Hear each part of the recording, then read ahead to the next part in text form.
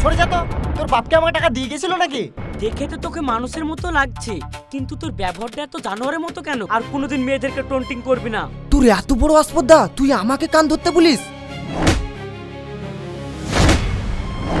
সব কটা লোককে ডুপ্লিসিটি করে দাম কম দিচ্ছে জানো, আমি কি হাতে না হাতে ধরে দিলাম। ছি ছি, তুমি করেছো কি গো? কে রে তুই? আমার গায়ে হাত দিয়ে তোকে সাহস কে দিল?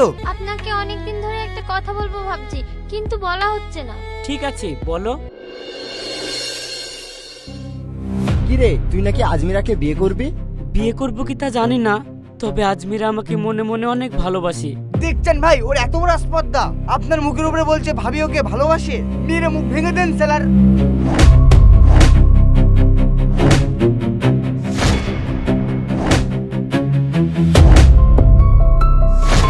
খবরদার, খবরদার, তুমি ওর গায়ে হাত দেবে না।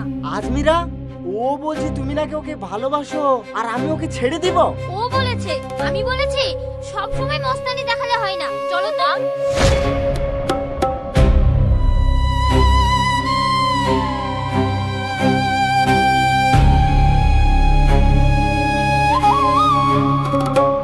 বাপ কষ্ট পেও না, তুমি যে কি খুঁজছো আর কেনই বা এভাবে বেড়াচ্ছ, একমাত্র আমি জানি।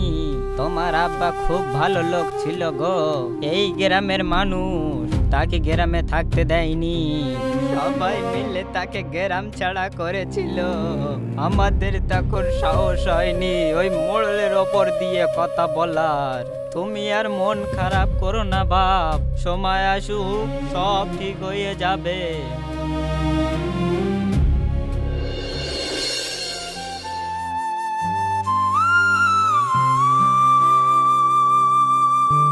কি গো, তুমি যে বললে আলমগীরের জন্য একটা কাজ ঠিক করেছো, তো কই আলমগীরকে যেতে বলো। আজকেও তো লোকের হাতে মার খেয়ে এসেছে, আমি এইভাবে আর সহ্য করতে পারছি না। আলমগীর, এ আলমগীর, হ্যাঁ মামা বলো। ওই মধুপুরে কয়লা ভাটায় আমার একটা বন্ধু আছে, আমি তোর কাজের ব্যাপারে ওকে বলেছি, তাড়াতাড়ি যা। আর কতদিন এইভাবে বেকার বেকার ঘুরবি? দেখা ও তোর একটা কাজের ব্যবস্থা করে দিবে, ও আমার খুব কাছের বন্ধু। ওখানে গিয়ে আবার আমার মান সম্মান ডুবাসনি, এটা বলে দিলাম। ঠিক আছে মামা।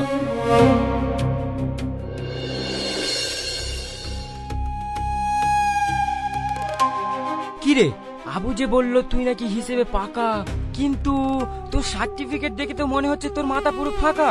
কি করে বুঝলেন আমার মাথা ফাঁকা? হিসাব পারবো না মানে? সে কত পারবি, তোর কোয়ালিফিকেশন দেখেই তো বুঝতে পারছি।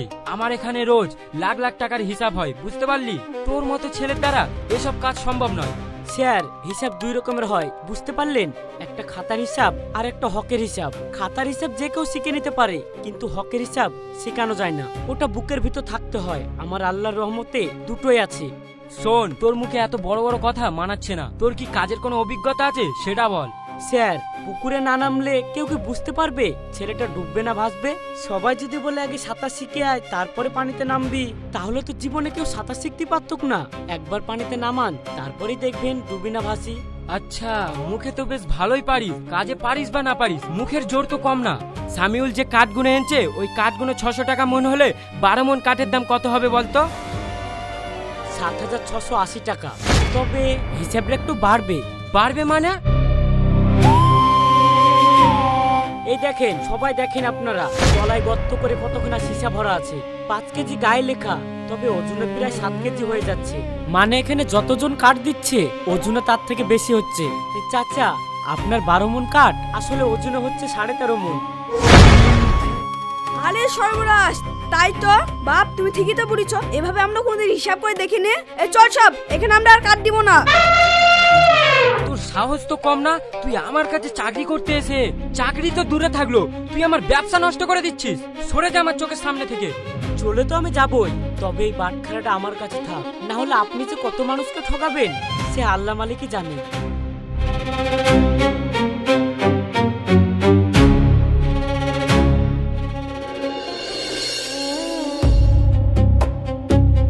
কি গো আলমগীর, তোমার কাজটা হয়ে গেছে তো? কাজ কাজ হয়নি, তবে চোর ধরা পড়ে গেছে। চোর ধরা পড়ে গেছে বলতে? আর বলো না মামি, ওই যে কয়লার আড়তে গেলাম, ওই কয়লার আড়তে মহাজনকে যেই কটা লোককে কাট দিচ্ছে, ওই বাটখারতে সীসা লাগিয়ে সব কটা লোককে ডুপ্লিসিটি করে দাম কম দিচ্ছে জানো, আমি কি হাতে না হাতে ধরে দিলাম। ছি ছি, তুমি করেছি কি গো? তোমাকে সেখানে পাঠালাম কাজের জন্য, আর তুমি সেখানেও একটা ঝামেলা বাকি দিয়ে চলে এসছো। থামো, তোমার মামা আসুক। আরে মামি,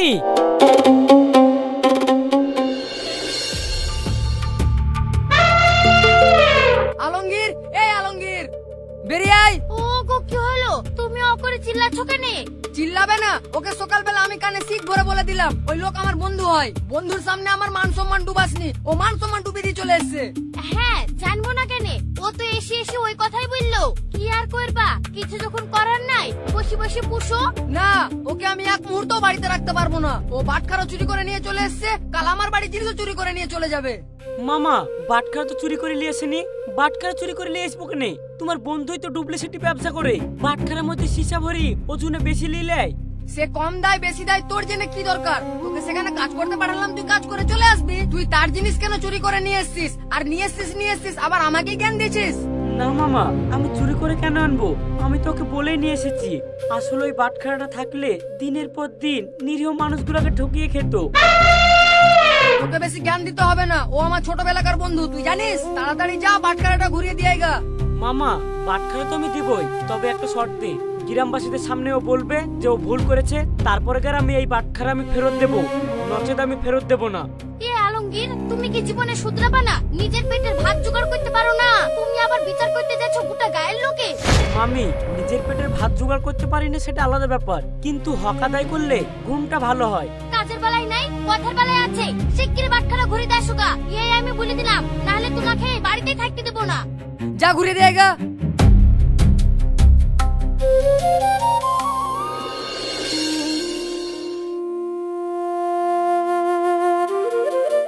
সত্যি আজমিরা, তোর হাতে জাদু আছে। এত সুন্দর করে চুড়িদার বানাস কিভাবে? কিন্তু আজকালকার যুগে এই হাতের কাজ আর ক টাকা হয় বল? সারাদিন ধরে ধরে এই একটা মাত্র চুড়িদার বানিয়েছিস। আসলে টাকার জন্য করি না রে। আমার মা বলে মেয়ে মানুষের সব সময় একটা হাতের কাজ শিখে রাখা ভালো। আর তাছাড়া আমি এমনিতেও ছোট থেকে সেলাই করতে অনেক ভালোবাসি। এই দেখ না, টুকটাক কাজ করি বলে অন্তত মায়ের কাছে তো টাকা পয়সার জন্য হাত পাততে হয় না।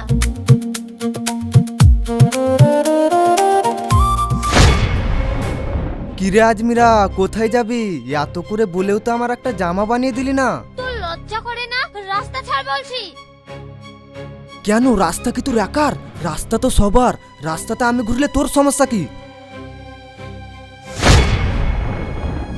হ্যাঁ, তুই ঠিকই বলেছিস, তবে রাস্তা যেহেতু সবার, তাহলে ভয়টা সবার পাওয়া উচিত। কে রে তুই? আমার গায়ে হাত দিয়ে তোকে সাহস কে দিল? এতে সাহসের কি আছে? রাস্তায় দুটো মেয়েকে ছিড়বি আর আমি দাঁড়িয়ে দাঁড়িয়ে দেখবো? কান ধর শিগগিরি, কান ধরে উঠবাস কর আর বল ভুল হয়ে গেছে, আর কোনোদিন মেয়েদেরকে টন্টিং করবি না। তোর এত বড় আসপদ্দা, তুই আমাকে কান ধরতে বলিস?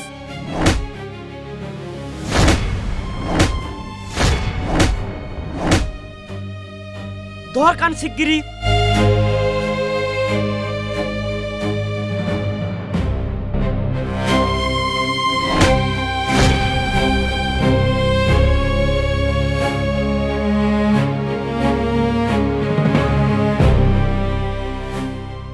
মনীষা, এই ছেলেটা কে রে? ওকে চিনিস নি? ওর নাম আলমগীর। গ্রামের সবাই ওকে পাগলা বলে। দেখলি তো, আসলে আমাদের গ্রামের নিয়মটাই উল্টো। যে সবাইকে ঠকায় সেই হয় মাতব্বর, আর যে মানুষের উপকার করে তাকেই মানুষ পাগল বলে। আজমিরা, চলো না বহরমপুরে একটু সিনেমা দেখতে যাই। ওখানে আমাদেরকে কেউ চিনবে না, একটু নিজেদের মধ্যে সময় কাটাবো, তারপরে সন্ধ্যার আগে বাড়ি চলে আসবো। দেখো, চেনা অচেনার প্রশ্ন না। বিয়ের আগে আমার লুকিয়ে ঘোরাফেরা একদম পছন্দ না। যদি তুমি সত্যি আমাকে পছন্দ করো, তাহলে তোমার আব্বা মাকে আমাদের বাড়িতে পাঠাও, আমাদের বিয়ের ব্যাপারে কথা বলো। উফ, তোমার 3 বছর থেকে একই কথা। তোমার কথা শুনতে শুনতে কান আমার পচে গেল। এছাড়া কি তোমার মুখে অন্য কোনো কথা নাই? তুমি কি ভাবো আমি কি পাথর, নাকি ওই আলমগীরের প্রেমে হাবুডুবু খাচ্ছ? পাথর না বলেই তো ধৈর্য ধরতে বলছি। জানো তো, যে সম্পর্ক বেশি তাড়াহুড়ো থাকে সেই সম্পর্ক সঠিক সম্পর্ক নয়। আর কথায় কথায় তুমি আলমগীরের কথা কেন টেনে নিয়ে আসো? আমি কি বলেছি যে আমি আলমগীরকে ভালোবাসি?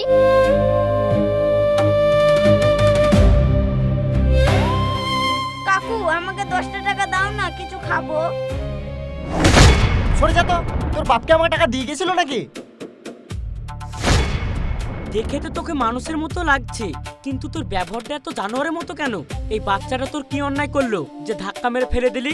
তোর কাছে টাকা চেয়েছে, দিবি না বলে দিবি, তাই বলে ফেলে দিলি কেন? এই তুই সব সময় আজমিরার আশেপাশে কেন ঘুরঘুর করিস তাই বল। আর তুই কে যে তোকে সব সময় কৈফিয়ত দিতে হবে? সেদিন তোকে মারলাম তাও তোর লজ্জা হয়নি?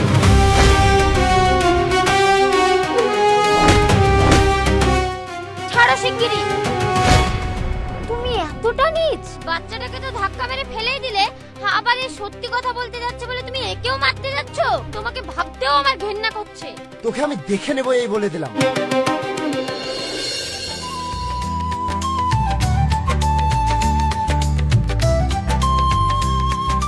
কি ব্যাপার, সারাদিন ধরে কাজ করলাম, 50 টাকা করে কম দিচ্ছ কেন? কম দিব না তো কি করব? তোমরা দুপুরে কাজ বাদ দিয়ে 1 ঘন্টা ধরে হাঁপ নিয়েছো, সব দেখেছি আমি।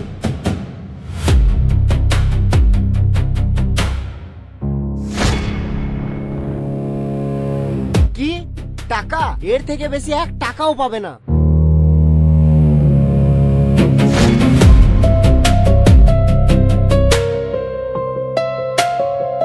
এখানে কি হলো? দেখো তো বাপ, সারাদিন ধরে কাজ করছে, এখন বলছে 50 টাকা করে কম দিব।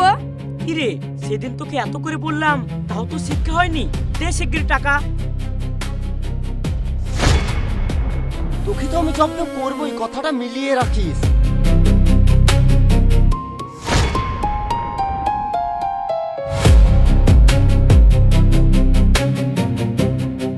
চাচা এলেন, সারাদিন রোদে পড়ে কাজ করেছেন, কিছু মনে করেন না। বাপ, তোমার মতন মানুষ হয় না। বেঁচে থাকো বাপ, বেঁচে থাকো। তোমার বাপ ছিল কত ভালো লোক, বিনা পয়সায় কত মানুষের চিকিৎসা করেছে গো। কিন্তু গ্রামের মাতব্বর ওকে জোর করে গ্রাম ছাড়া করে দিয়েছে।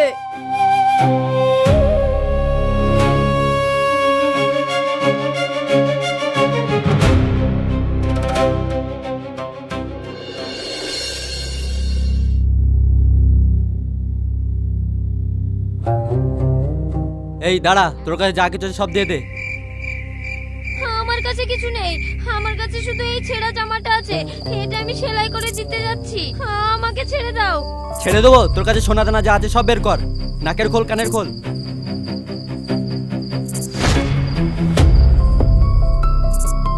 এই কে গো তুমি? এইভাবে একটা মেয়ের কাছে জোর জবরদস্তি টাকা আমাকে কেড়ে নিয়ে যাচ্ছ? তুই কে? এখানে কি করতে এলি? আমার এলাকায় এসে আমার সাথে মস্তানি? এই কে রে তুই? এগোলে গুলি করে দেবো কিন্তু।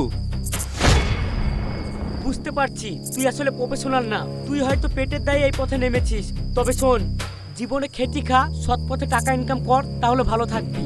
মনে রাখিস, হারাম পথে যা আসে তা শুধু ওষুধ হয়ে ঢোকে আর বিষ হয়ে বেরোয়। যা ভাগ এখান থেকে।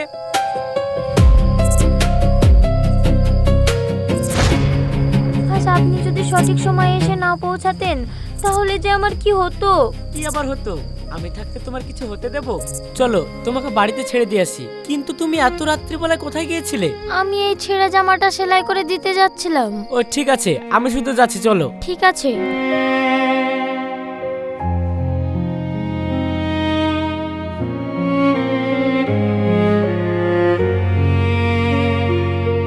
এই নাও, এই বাঁশিটা রেখে দাও। যখনই তোমার বিপদ হবে এই বাঁশিতে ফু দেবে, ফাঁকা গ্রামে অনেক দূর আওয়াজ পৌঁছায়। ইয়ে কি, আপনি বাচ্চা ছেলের মতো বাঁশি নিয়ে ঘোরেন? আসলে সবাই তো আমাকে পাগল বলে, আর পাগলে তো অনেক কিছু নেই ঘরে। বাহ, আপনি তো খুব সুন্দর সুন্দর কথা বলেন। সারোয়ার, ওই আলমগীরকে কি করে সাট করা যায় বলতো? ও আমার এমন ক্ষতি করেছে, সেদিনের পর থেকে আমার ব্যবসা একদম ডাউন হয়ে গেছে। শুনেন চাচা, রাগের মাথায় ওর গায়ে হাত তুললে হবে না। ওর এমন একটা প্ল্যান করতে হবে পুরো গ্রামের মানুষ যেন ওকে ঘৃণা করে। কিন্তু কিভাবে? শুনেন চাচা, আমার মাথায় একটা দারুণ প্ল্যান এসছে। হ্যাঁ, তুই ঠিক বলেছিস। ওর বাপকেও যেভাবে গ্রাম ছাড়া করেছি, ওকেও সেভাবে গ্রাম ছাড়া করব। কালকে আমি গোটা গ্রাম রটিয়ে দেবো।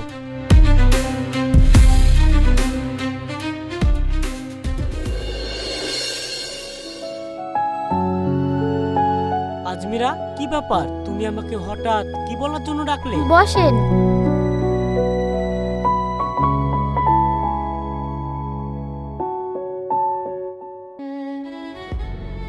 আপনাকে অনেকদিন ধরে একটা কথা বলবো ভাবছি, কিন্তু বলা হচ্ছে না। ঠিক আছে বলো।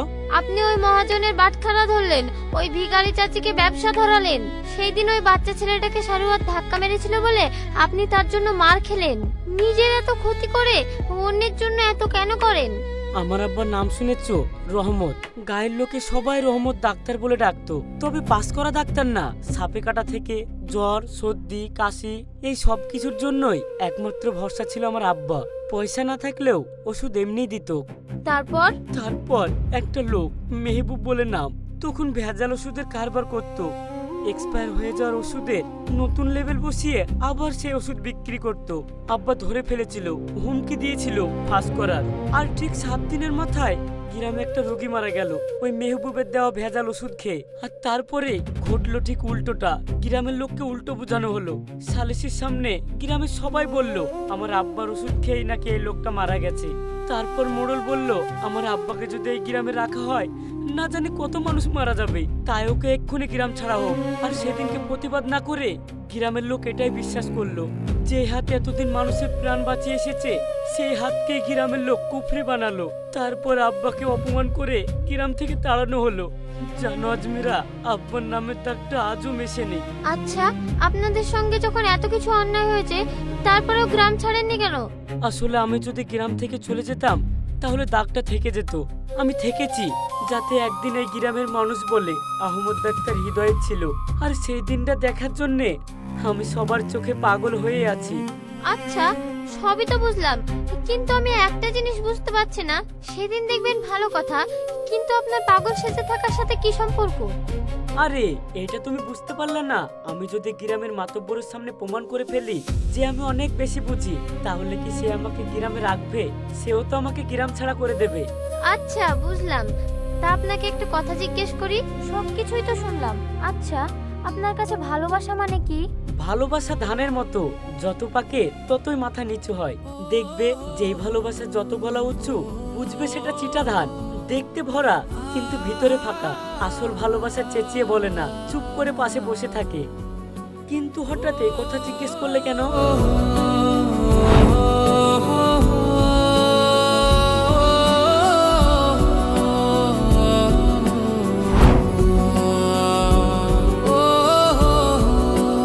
কি গো আজমিরা, আজমিরা কি ভাবছো? না না, এমনি জিজ্ঞেস করলাম। চলেন আজ উঠি।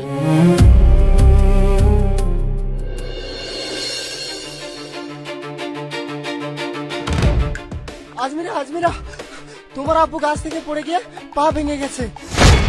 ওই মহাজনদের আম্মাখানে শুয়ে আছে, তুমি তাড়াতাড়ি যাও।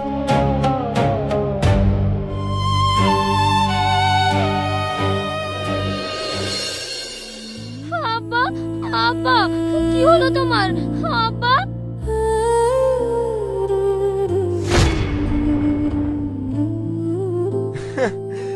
আব্বা, তোমার আব্বার কিচ্ছু হয়নি। কিছু হয়নি? তুমি যে বললে আমার আব্বার পা ভেঙে গেছে, আমার আব্বা আমবাগানে শুয়ে আছে। তো কি করবে এটা না বলে? আজ 3 বছর থেকে তুমি আমাকে ঘুরিয়ে নিয়ে বেড়াচ্ছ। আজ পর্যন্ত তুমি আমার সাথে একদিনও সিনেমা পর্যন্ত দেখতে গেলে না। যখনই তোমাকে বিয়ের কথা বলেছি তখনই তুমি বলেছো আব্বু মাকে আগে খবর দাও। এবার আমি এমন প্ল্যান করেছি, কাল তোমার আব্বু আমার সাথে বিয়ে দিতে এমনিই পথ পাবে না।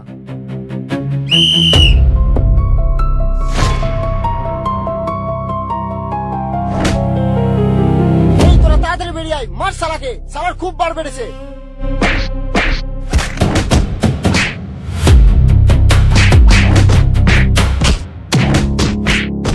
সারোয়ার, তোমার পায়ে পড়ি, ওকে তুমি ছেড়ে দাও। ঠিক আছে, ওকে আমি ছেড়ে দিতে পারি, কিন্তু তোকে আমি যা বলবো তোকে তাই করতে হবে। হ্যাঁ, তুমি যা বলবে আমি তাই শুনবো। ওকে মেরো না, ওকে ছেড়ে দাও। এই ছেড়ে দাও ওকে। চল, এর এবার বিচার করব। আর তুই বলবি তোর উপর জর্জবস্তি করছিল। ছি, তুমি এতটা নীচ, তোমাকে ভাবতেও আমার ঘেন্না করছে। শোন, আমরা যেটা করছি এটাই ফাইনাল। বেশি কথা বললে তোকে এখানেই মেরে ফেলবো। মনে আছে তোর আব্বাকে ঠিক এইভাবে আমার আব্বা 20 বছর আগে গ্রাম ছাড়া করেছিল, আর আজ আমি তোকে গ্রাম ছাড়া করছি। ফোন কর থানায়।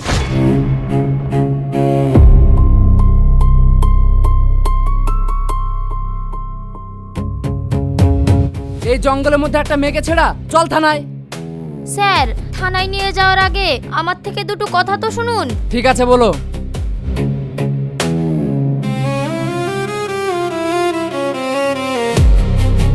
আরে সর্বনাশ, তাই তো সব দোষ এদের। আর আমি ওকে থানায় নিয়ে যাচ্ছিলাম। এ চ থানায়।